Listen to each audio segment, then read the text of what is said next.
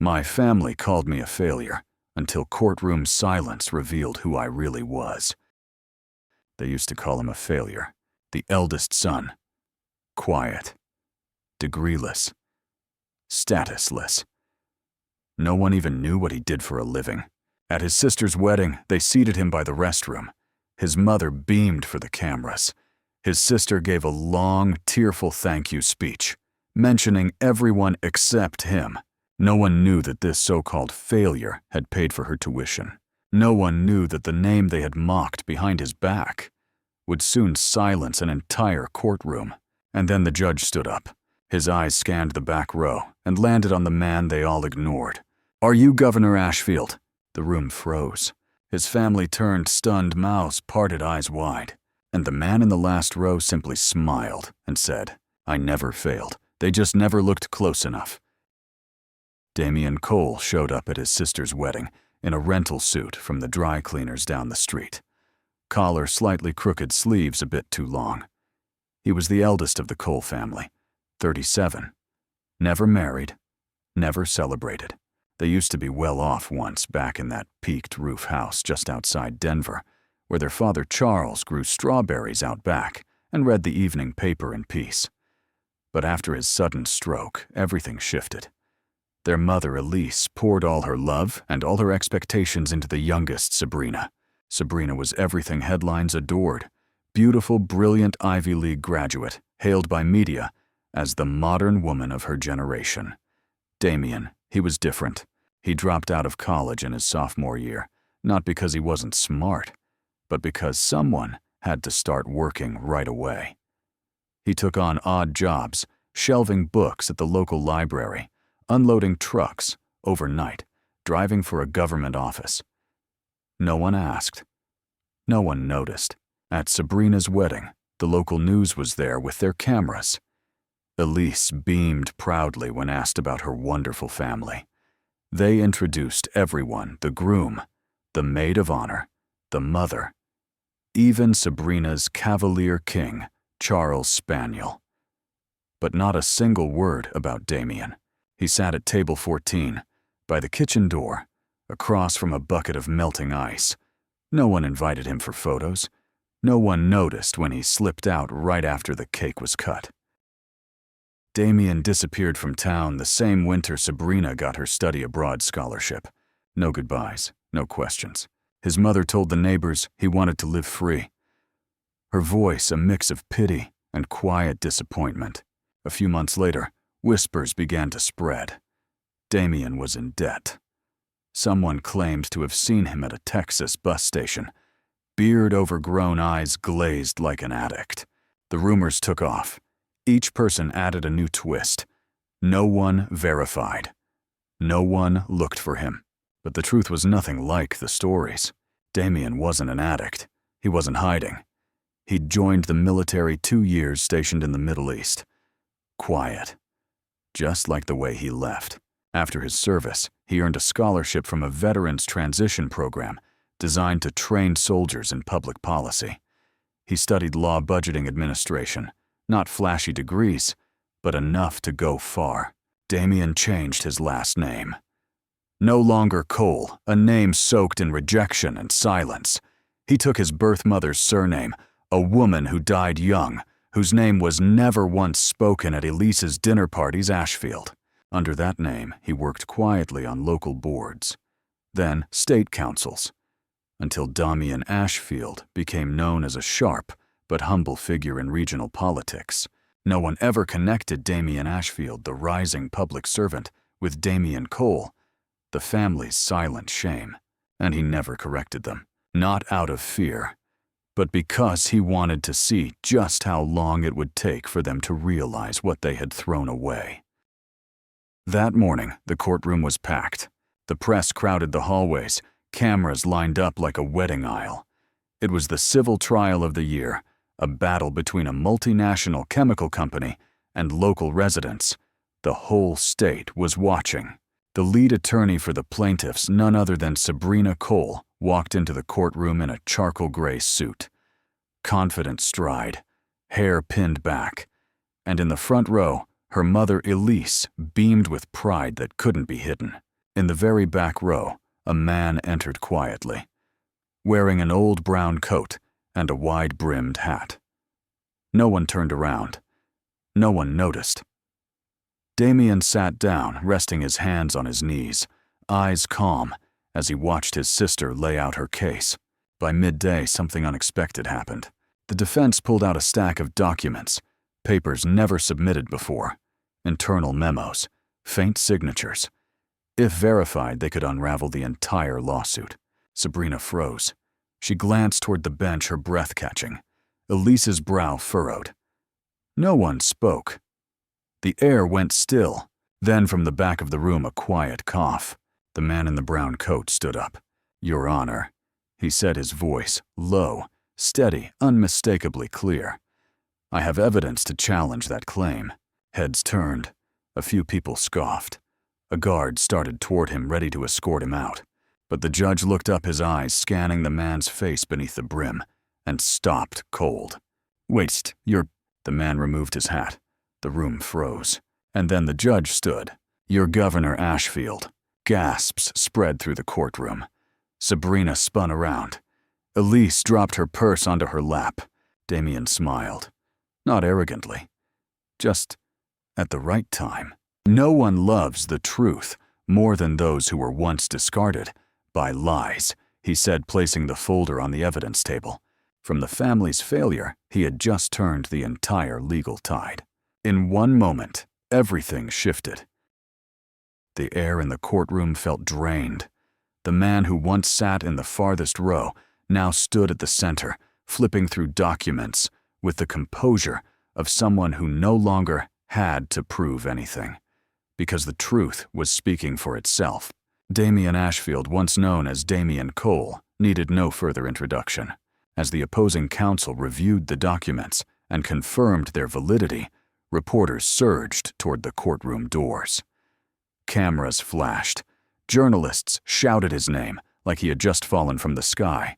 The judge, still catching his breath, asked, "Mr. Ashfield, can you confirm in what role were these documents obtained?" Damian nodded slightly. "I've worked with the State Office of Environmental Justice for the past 3 years, undercover as an internal coordinator. My identity was withheld for security reasons."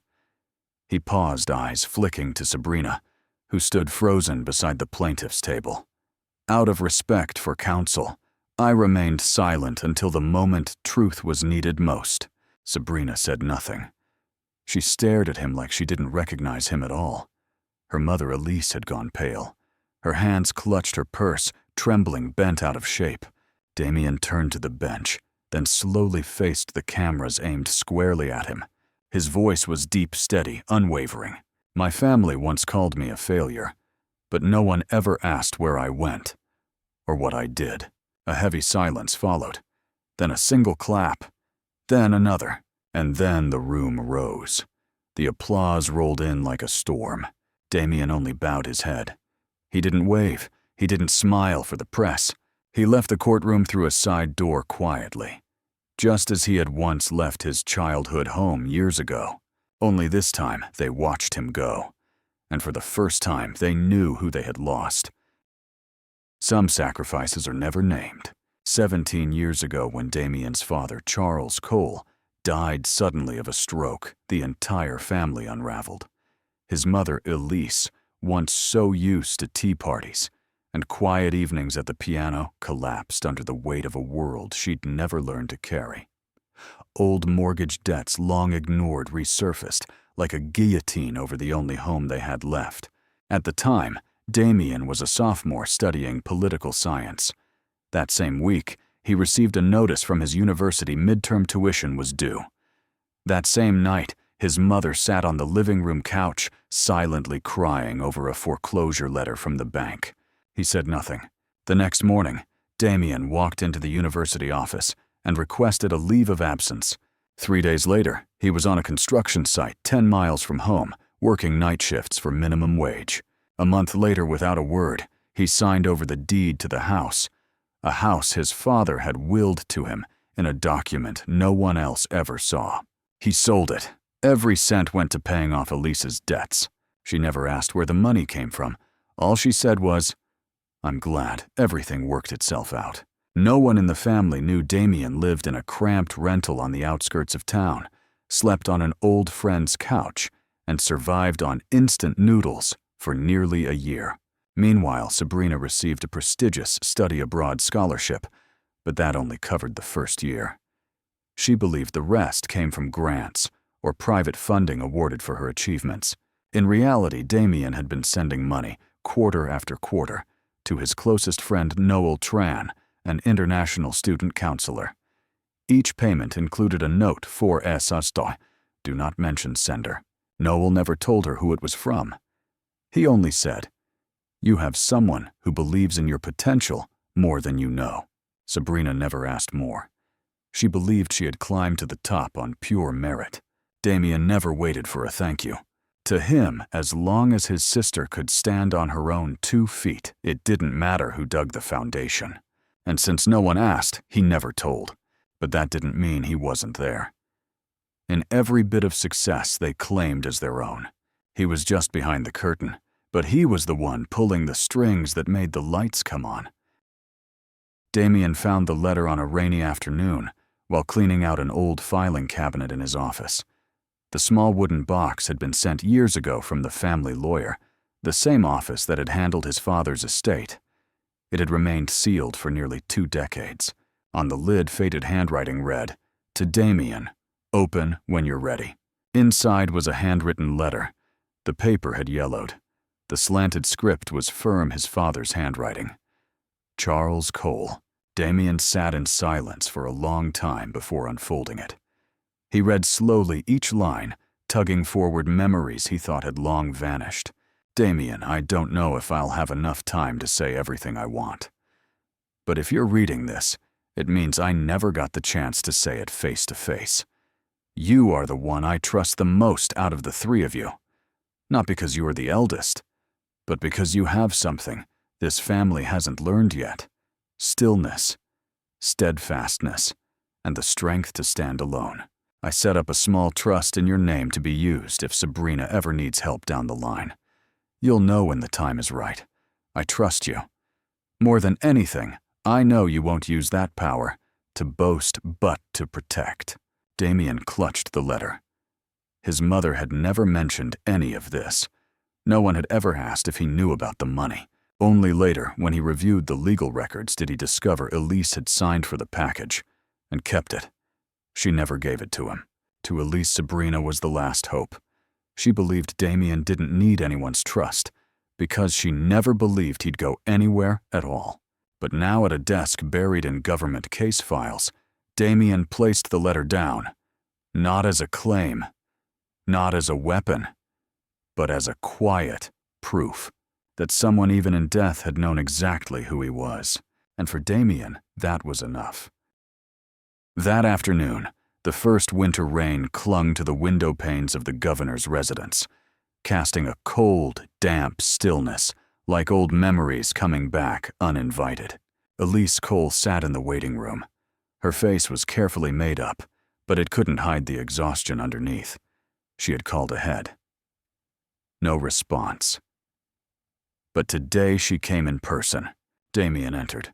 Charcoal suit perfectly tailored. Crisp collar.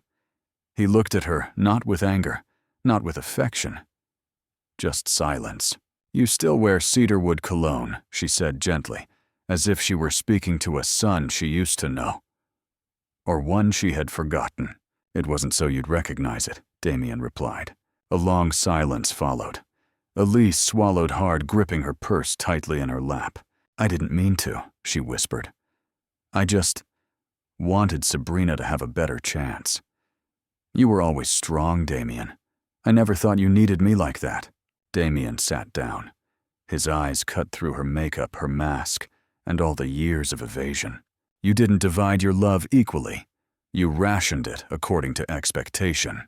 Elise opened her mouth to respond, but no words came out. "You expected Sabrina to make the family proud. So you loved her like an investment. Me, you expected nothing. So your love came small and sparingly." She began to cry, not dramatically, just tears falling softly, like the way she used to turn away when he stood outside her door as a child, waiting to be noticed. "You kept Dad's letter," he said. Not as a question, but as a statement. "Because you thought I didn't deserve that kind of trust." Elise bowed her head. "I was wrong." Damian nodded. "Yes. But the part that hurt most wasn't that you chose the wrong person. It was that you never once asked yourself if you could be wrong." Elise slowly rose to her feet. "I know it's too late," she said.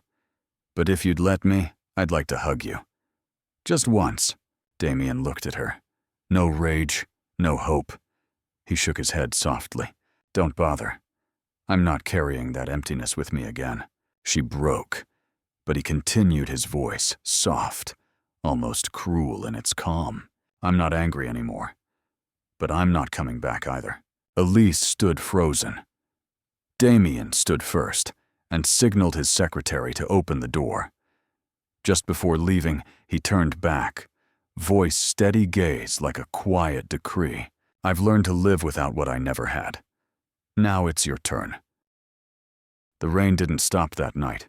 Cold drops tapped softly on the front steps of the governor's residence, as if knocking on memories that hadn't been invited. Damian was halfway through writing a budget report when he heard a knock on the outer iron gate. Not loud, not urgent. As if the person outside wasn't sure they deserved to be let in. He stepped out. Through the blur of rain, a figure sat quietly beneath a tilted umbrella. It was Sabrina. Her shoulders were wet, a fabric tote clutched in her hand. Her heels were soaked through. She didn't look at him right away. She just spoke softly, like she was afraid to disturb something sacred. "I don't know if I have the right to be here." Damian said nothing. He simply opened the gate and turned back inside. Not an invitation, but not a rejection either. Sabrina entered after a few moments of hesitation. They sat under the wooden awning on the porch, a small space between them, enough to hold the years of things never said. She spoke first.